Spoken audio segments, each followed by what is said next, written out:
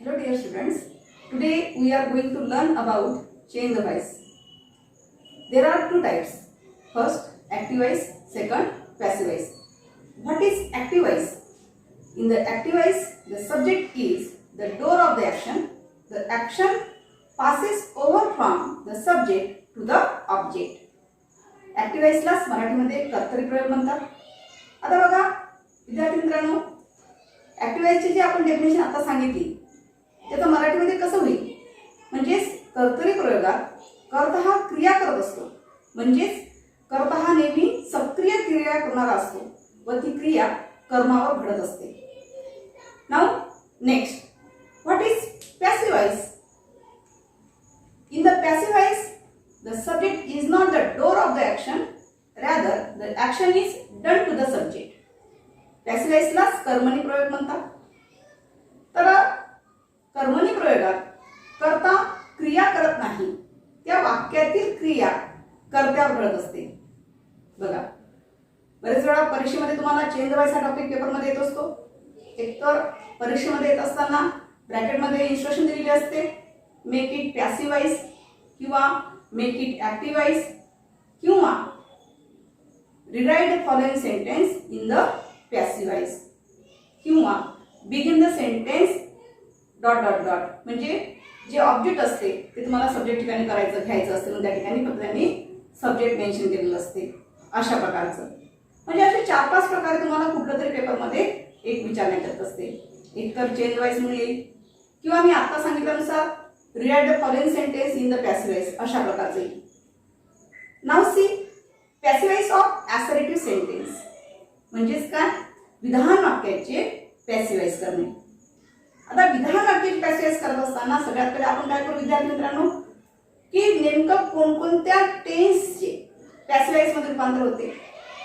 तर बघा passive voice करत असताना simple present tense, present continuous tense, present perfect tense, त्याचबरोबर पास्ट टेन्स मधील simple past tense, past continuous tense, past perfect tense आणि future tense मधील सिंपल फ्युचर टेन्स आणि फ्युचर परफेक्ट टेन्स या सर्व टेन्स म्हणजे जवळपास 8 प्रकारचे जे टेन्स सांगितलेले आहेत, या 8 प्रकारच्या टेन्स तुम्हाला पॅसिव्ह व्हॉइस करता येत असते विद्यार्थी मित्रांनो. आणि पेपरमध्ये सुद्धा येत असताना या 8 प्रकारांमधूनच कुठेतरी एका प्रकाराचं तुम्हाला व्हॉइस बनवायला येत असते, ते तुम्हाला स्वतःला ओळखायचं असते. याबद्दल मी तुम्हाला माहिती नंतर सांगणारच आहे नेक्स्ट व्हिडिओमध्ये. तर आज आपण काय करूया, प्रेझेंट टेन्स मधला पहिला जो टॉपिक आहे त्याकडे लक्ष देऊया. म्हणजे फर्स्ट टाइप जो आहे तो म्हणजे passive voice of simple present tense. या प्रकारामध्ये आपण व्हॉइस कसं बनवायचं म्हणजे transformation of active voice to passive voice कसं करायचं, तर त्या पद्धतीने आपण लक्षात घेऊया. Let us see the formula of passive voice of simple present tense. म्हणजे आपल्याला सिंपल प्रेझेंट टेन्सचं जर वाक्य आलं असेल आणि त्याला पॅसिव्ह व्हॉइस मध्ये जर कन्वर्ट करायचं असेल तर कोणत्या प्रकारचा फॉर्म्युला यूज करायचा, कोणत्या प्रकारचं कन्स्ट्रक्शन यूज करायचं? बघा, object plus present to be form that is am, is, are plus V3 plus by plus subject. बघा विद्यार्थी मित्रांनो, या ठिकाणी येणारी प्रत्येक सेंटेन्स जी आहे ही प्रत्येक सेंटेन्स मी तुम्हाला सिंपल प्रेझेंट टेन्सची देणार आहे आणि या ठिकाणी आपण याची प्रॅक्टिस सुद्धा करून घेणार आहोत. तर अशा वेळेस कसं करणार आपण सिंपल प्रेझेंट टेन्सच्या वाक्यामध्ये कसं करणार? तर यासाठी सिंपल प्रेझेंट टेन्स जर आपल्याला वाक्य दिलेलं असेल, आपण मागच्या तासामध्ये टेन्स हा पूर्ण टॉपिक बघितलेला होता नाही का. तर या ठिकाणी आता let us some example. Number 1, I write a letter. आता बघा दिलेल्या वाक्यात आय जो आहे या वाक्यामध्ये आय हा काय वापरलेला आहे? सब्जेक्ट म्हणून वापरलेला आहे. राईट जी आहे, राईट काय डिनोट करते आहे? V1 डिनोट करते आहे, म्हणजे प्रेझेंट फॉर्म वर्ब दिसते तुम्हाला. आणि अ लेटर जे आहे तर ते अ लेटर हे काय आहे? ऑब्जेक्ट आहे. तर आता गिव्हन द फॉर्म्युला, जो फॉर्म्युला तुम्हाला दिलेला आहे याच्यानुसार आपल्याला काय करायचं आहे? पॅसिव्ह व्हॉइस मध्ये मोड करायचं आहे. म्हणजेच कसं होईल बघा, सगळ्यात पहिले ऑब्जेक्ट घ्यायचा आहे. मग ऑब्जेक्ट कोणता आहे? अ लेटर आहे. चला अ लेटर घेतला आपण. चला पॅसिव्ह करण्यासाठी आपल्याला अ लेटर घेऊन घ्यायचं. आता अ लेटर घेतल्यानंतर काय करायचं, कारण हा पॅसिव्ह मधला अ लेटर हा काय झाला, हा पॅसिव्ह मधला अ लेटर जो आहे तो अ लेटर हे काय झालेला आहे, सब्जेक्ट म्हणून आलेला आहे. म्हणजे तुम्हाला टू बी रूप वापरताना तुम्ही गोंधळून जाऊ नये म्हणून एक गोष्ट ट्रिक्स लक्षात ठेवा. ज्यावेळेस आपण पॅसिव्हाइज करत असताना जर सब्जेक्ट सिंग्युलर येत असेल तर प्रेझेंट टेन्स मध्ये टू बी रूप त्यासमोर काय वापरायचं आहे, इज घ्यायचं असते विद्यार्थी मित्रांनो. जरी तो ऍक्टिव्हाइज मध्ये दिलेल्या वाक्यामध्ये ऑब्जेक्टच्या जागी जरी येत असेल तरी देखील when you are doing in passivize sentence, जर वाक्य आपल्याला पॅसिव्हाइज मध्ये करायचं असेल तुम्ही करत असाल तर त्यावेळेला त्या वाक्यातलं जे ऑब्जेक्ट आहे ते सब्जेक्ट म्हणून पॅसिव्हाइज मध्ये येत असते. आणि आपल्याला जर आपलं अचूक टू बी रूप जर घ्यायचं असेल तर ही ट्रिक्स अतिशय महत्त्वाची आहे विद्यार्थी मित्रांनो. तर या ठिकाणी अ लेटर जो हा पॅसिव्हाइज सब्जेक्ट झालेला आहे तर अ लेटर हा सिंग्युलर असल्यामुळे आपण या ठिकाणी टू बी रूप काय घेतला, प्रेझेंट टेन्स टू बी रूप इज वापरलेला आहे. त्यानंतर दिलेल्या वाक्यातलं जे वर्ब आहे ते प्रेझेंट फॉर्म ऑफ वर्ब आलेला आहे, म्हणजे क्रियापदाचं पहिलं रूप आहे राईट. आपल्याला कोणतं करायचं आहे, थर्ड फॉर्म ऑफ वर्ब घ्यायचा आहे. म्हणजेच या ठिकाणी राईटचं तिसरं रूप काय आहे, रिटर्न. म्हणून तुम्हाला या ठिकाणी काय घ्यायचं आहे, रिटर्न घ्यायचं आहे. त्यानंतर बाय वापरायचा. बाय घेतल्यानंतर दिलेल्या वाक्याचा जो सब्जेक्ट आहे त्याला ऑब्जेक्ट ठिकाणी घेऊन जायचे आपल्याला. म्हणजे जे काही प्रोनाउन्स असतात, जसं सुरुवातीला सब्जेक्ट मध्ये आय आलेला आहे तर बायच्या नंतर त्याचा बदल काय होईल, मी होईल. म्हणजेच आपण बाय नंतर काय घेणार, मी. ऍक्टिव्हाइज मध्ये प्रोनाउन्स असतात त्याचाच बदल पॅसिव्ह मध्ये कसा होतो, म्हणजे जसं ऍक्टिव्हाइज मध्ये आय जर प्रोनाउन्स आलं असेल तर बाय नंतर काय घ्यायचं पॅसिव्ह मध्ये, मी. जर ऍक्टिव्हाइज मध्ये वी आलं असेल तर बाय नंतर काय होईल, अस. जर ऍक्टिव्हाइज मध्ये सब्जेक्ट म्हणून जर ही आला असेल तर बाय नंतर हिम. जर ऍक्टिव्हाइज मध्ये सब्जेक्ट म्हणून शी आला असेल तर बाय नंतर तुम्हाला काय घ्यावं लागेल, हर घ्यावं लागेल. जर ऍक्टिव्हाइज मध्ये जो सब्जेक्ट असेल दे आला असेल, ऍक्टिव्हाइज मध्ये जर सब्जेक्ट दे आला असेल तर बाय नंतर त्याचा बदल काय होईल, देम होईल. जर ऍक्टिव्हाइज मध्ये सब्जेक्ट यू आला असेल तर यूचं बाय नंतर कन्वर्शन कशात होईल, यू बाय यू. अशा प्रकारचं. आणि इव्हन एक लक्षात ठेवायचं विद्यार्थी मित्रांनो, कुठलंही नाव आलं असेल किंवा नाऊन आलं असेल तर अशा वेळेला त्या ठिकाणी जर रामा आला असेल, ऍक्टिव्हाइज मध्ये सब्जेक्ट रामा आलेला असेल तर बाय नंतर सुद्धा त्याचा बदल काय करायचं, तुम्हाला रामाच घ्यायचा आहे. म्हणजे कुठलंही त्या ठिकाणी नाऊन आलं असेल तर जो शब्द आलेला असेल तोच शब्द तुम्हाला बाय नंतर वापरायचा असतो, त्याचा बदल करायचा नसतो. फक्त बदल कुणाला होतो, जे प्रोनाउन्स सब्जेक्ट म्हणून आलेले असतात, सब्जेक्ट ठिकाणी जे प्रोनाउन्स आलेले असतात त्याचाच बदल मी त्या टेबलनुसार तुम्हाला करायचा असतो. आणि तो पाठ करून ठेवा विद्यार्थी मित्रांनो, म्हणजे पेपरमध्ये तुम्हाला काही लक्षात येईल, म्हणजे ती तुम्हाला ट्रिक सोपी जाईल. ठीक आहे. Now next sentence, the cow it's the corn. बघा ब्रॅकेटमध्ये तुम्हाला जर चेन द वाईज दिलं असेल कसं होईल, सगळ्यात पहिले काय करायचं विद्यार्थी मित्रांनो, सगळ्यात पहिले जेव्हा तुम्हाला ब्रॅकेटमध्ये इन्स्ट्रक्शन दिलेली असेल चेन द वाईज किंवा मेक इट पॅसिव्हाइज असं जर दिलं असेल, सगळ्यात पहिले तुम्ही ऑब्झर्व काय करायचं, त्या वाक्यामध्ये कोणतं वर्ब आलेलं आहे, त्या वाक्यातलं वर्ब कोणतं आहे आणि ते वर्ब काय दर्शवते आहे, म्हणजे कुठला टेन्स आहे हे तुम्हाला लक्षात येते. जसं मी तुम्हाला आता सांगितलं, आपण जे बघत आहोत हे आज आपण सिंपल प्रेझेंट टेन्सचे वाक्य बघत आहोत. पॅसिव्हाइज कसं करायचं सिंपल प्रेझेंट टेन्सच्या वाक्याचं, म्हणजे अर्थातच तो जे वर्ब आहे ते कोणत्या टेन्स मध्ये राहणार आहे, सिंपल प्रेझेंट टेन्स मध्ये राहणार आहे. बरोबर आहे. म्हणजे वर्ब सुद्धा कसं आहे, प्रेझेंट फॉर्म मध्येच राहणार आहे. पण तुम्हाला जेवढे 8 प्रकारच्या वाक्यामधून कोणतेही वाक्य पेपरमध्ये राहील त्यावेळेस सांगत आहे की कशा प्रकारे तुम्ही ते लक्षात घ्यायचं आहे, म्हणजे ते ट्रिक्स लक्षात ठेवा विद्यार्थी मित्रांनो. बघा आता दिलेल्या वाक्यामध्ये वाक्य कसं आहे, the cow it's the corn आहे, म्हणजे या वाक्याचं वर्ब कोणतं आहे, इट्स आहे. बरोबर आहे. तर या ठिकाणी जो सब्जेक्ट दिसतो आहे, सब्जेक्ट कोणता आहे, द काऊ. द काऊ हा पूर्ण स्पेसिफिक सब्जेक्ट झालेला आहे, त्याच्यामुळे द काऊला सब्जेक्ट समजायचं.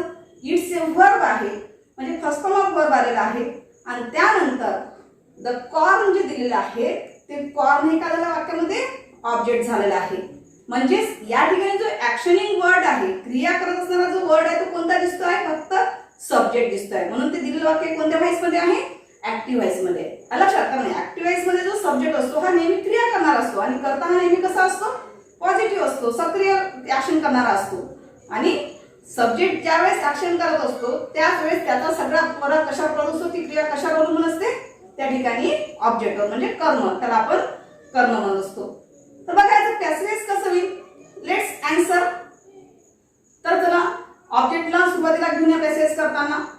काय होईल, द कॉर्न घेतलं आपण. द कॉर्न हे कसं आहे, सिंगुलर आहे, म्हणजे एक क्वेश्चन आलेला आहे. जर एक क्वेश्चन आलं असेल, सिंगुलर आलं असेल, तर टू बी सुरू प्रेझेंट टेन्स मध्ये काय घ्यावं लागेल, इज.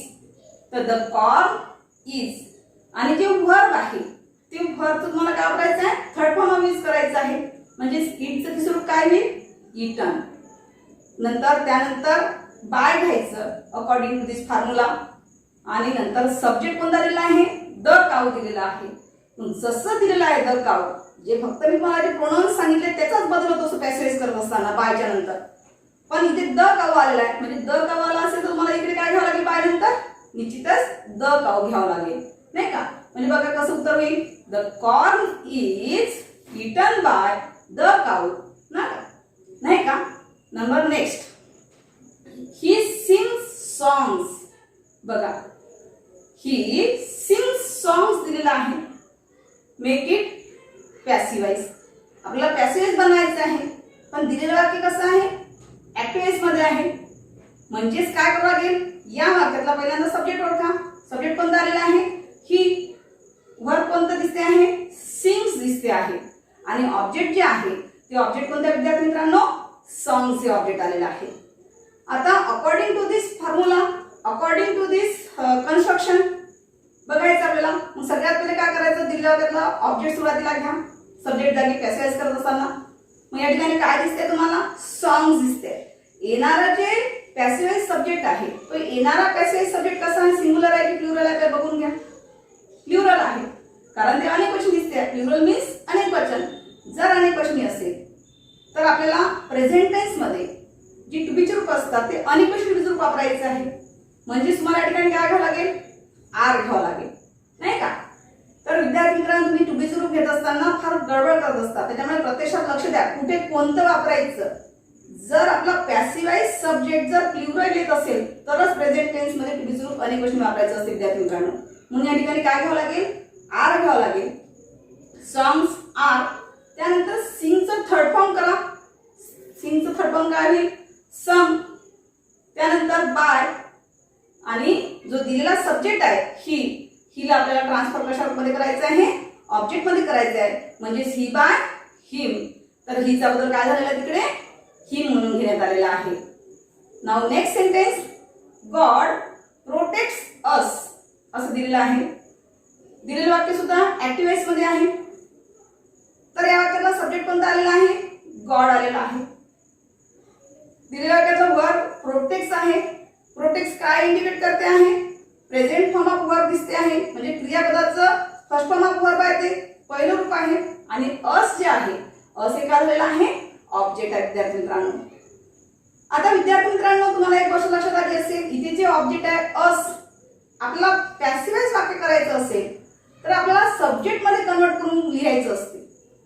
आतापर्यंत जेवढे काही सेंटेन्स आपण बघितले विद्यार्थी मित्रांनो, ती सगळ्या वाक्यामध्ये आपण जे ऑब्जेक्ट होतं ते ऑब्जेक्ट पॅसिव्हाइज मध्ये जशा तसं सब्जेक्ट म्हणून घेतलेलं होतं, नाही का.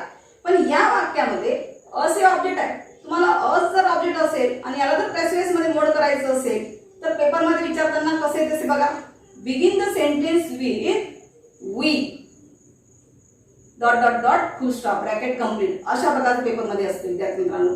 मग तुम्ही मुलं कन्फ्युज होऊन जाता की कसं काय वा, इथे तर कुठे काय दिसत नाही. तर जो चार्ट मी मला सांगितला ऍक्टिव्हाइज टू पॅसिव्हाइज मध्ये जे प्रोनाउन बदल करायचा सांगितला होता, I by me, we by us, तर तो तुम्ही पाठ करून ठेवायचा विद्यार्थी मित्रांनो. जे असची जी पोझिशन आहे ते अस काय दिसते, ऑब्जेक्ट दिसते वाक्यामध्ये. या असला आपल्याला काय करायचं, पॅसिव्हाइज करत असताना सब्जेक्टच्या ठिकाणी घेऊन जायचंय, कारण अस ऑलरेडी हे ऑब्जेक्ट मध्येच येणार. ते तुमचा अस हा जो शब्द प्रोनाउन्स वापरलेला आहे अस, तर त्याला सब्जेक्ट मध्ये कन्वर्ट करत असताना तिथे तुम्हाला काय घ्यावं लागेल, निश्चितच वी घ्यावं लागेल विद्यार्थी मित्रांनो. तिथे जर तुम्ही अस घेऊन लिहितो म्हटलं तर तुमचं उत्तर रॉंग येईल. कारण आपल्याला पॅसिव्हाइज मध्ये सुरुवातीला सब्जेक्ट घ्यायचा असतो. म्हणजे जे तुमचं दिलेलं वाक्यातलं ऑब्जेक्ट आहे त्या ऑब्जेक्टचा बदल पॅसिव्हाइज मध्ये सब्जेक्ट मध्ये कन्वर्ट करून लिहायचा असतो. ऑलरेडी जर ऑब्जेक्ट जशा तसा आपण सब्जेक्ट म्हणून घेऊ शकतो, परंतु इथे जे काय प्रोनाउन्स बदल दिसतो आहे जर तशापैकी जर आलेलं असेल तर अशा वेळेस निश्चितच तुम्हाला बदल करून करावा लागेल. बघा आता या सेंटेन्स मध्ये कसं होईल. Now see the answer, we. असा जर सब्जेक्ट मध्ये का झालेला आहे, वी झालेला आहे. म्हणजे वी हा सब्जेक्ट झाला पॅसिव्हाइज मध्ये. कसं आहे वी? प्लुरल फॉर्म आहे. दिलेलं वाक्य कोणत्या टेन्स मध्ये दिसते आहे? प्रेझेंट टेन्स मध्ये दिसते आहे. म्हणून वी समोर जे टू बी फॉर्म यूज केला जाते ते कोणतं वापरणार तुम्ही प्रेझेंट टेन्स मध्ये? आर, म्हणजे वी आर. त्यानंतर क्रियापदाचं तिसरं रूप वापरायचं विद्यार्थी मित्रांनो. म्हणजे प्रोटेक्टचं तिसरं रूप काय होईल? म्हणजे दिलेला शब्द दिलेल्या वाक्यामध्ये जे वर्ब आलेला आहे ते कोणतं आलेलं आहे? प्रोटेक्ट आलेलं आहे. मग प्रोटेक्टचं तिसरं रूप काय होईल? प्रोटेक्टेड होईल. नंतर त्यानंतर बाय घ्या आणि जर दिलेल्या वाक्यामध्ये सब्जेक्ट गॉड आला असेल तर शेवटी सुद्धा आपल्याला बाय नंतर काय घ्यायचं? पॅसेज करताना गॉडच घ्यावं लागेल. म्हणजेच बघा तुमचं उत्तर कसं आहे विद्यार्थी मित्रांनो? We are protected by God. अशा प्रकारचं उत्तर तयार होईल, नाही का? Now see next example. Rama calls me. बघा या वाक्यामध्ये सुद्धा दिलेल्या वाक्यामध्ये सब्जेक्ट कोणता दिसतो आहे? रामा. वर्ब कोणतं दिसते तुम्हाला? कॉल्स दिसते आहे. आणि ऑब्जेक्ट काय दिसते आहे? मी दिसते आहे विद्यार्थी मित्रांनो. म्हणजेच या ठिकाणी आपल्याला दिलेलं वाक्य ऍक्टिव्ह वॉइस मध्ये आहे. आपल्याला ट्रान्सफॉर्म इनटू पॅसिव्ह करायचं असेल तर या ऑब्जेक्टचा बदल तुम्हाला सब्जेक्ट मध्ये करावा लागेल. म्हणजे तुम्हाला काय करावं लागेल? मी जे ऑब्जेक्ट दिसते आहे त्या मीचं कन्वर्ट कशामध्ये करावं लागेल? पॅसिव्ह करत असताना सब्जेक्ट मध्ये. म्हणजे मीचा सब्जेक्ट काय होईल विद्यार्थी मित्रांनो? आय होईल. करेक्ट. म्हणजे कसं होईल बघा आता? आय हा सब्जेक्ट तयार होईल आणि दिलेल्या वाक्यामध्ये वर्ब काय आहे? प्रेझेंट टेन्स मध्ये आहे, बरोबर आहे? तर या ठिकाणी प्रेझेंट टेन्स मध्ये जर वर्ब आलेलं असेल तर अशा टू बी सुद्धा तुम्हाला काय घ्यायचं आहे? जर present tense to be verb आलं असेल, क्रियापदाचं पहिलं रूप वाक्यात आलं असेल तर आयच्या समोर नेहमी प्रेझेंट टेन्स मध्ये एम टू बी रूप वापर करायचा असतो. दिलेल्या वाक्यातला पॅसिव्ह करत असताना सब्जेक्ट काय झालेला आहे? आय आलेला आहे. त्याच्यामुळे त्यासमोर काय घ्यायचंय तुम्हाला विद्यार्थी मित्रांनो? एम वापरा. I am. त्यानंतर क्रियापदाचं तिसरं रूप घ्यायचं आहे कॉल्ड. त्यानंतर अकॉर्डिंग टू फॉर्म्युला बाय वापरा आणि नंतर दिलेला वाक्याला सब्जेक्ट आहे. या ठिकाणी सब्जेक्ट कोणता आहे? रामा. तर तुम्हाला इथं रामा एक व्यक्तीचं नाव आहे म्हणून तो ही आहे बा, बाय नंतर हिम घेऊ द्या, अशी चूक कधी करू नका. जर नाउन आलेलं असेल तर तुम्ही शेवटी नाउनच घ्या विद्यार्थी मित्रांनो. म्हणजे रामा आला असेल बाय रामा घ्या.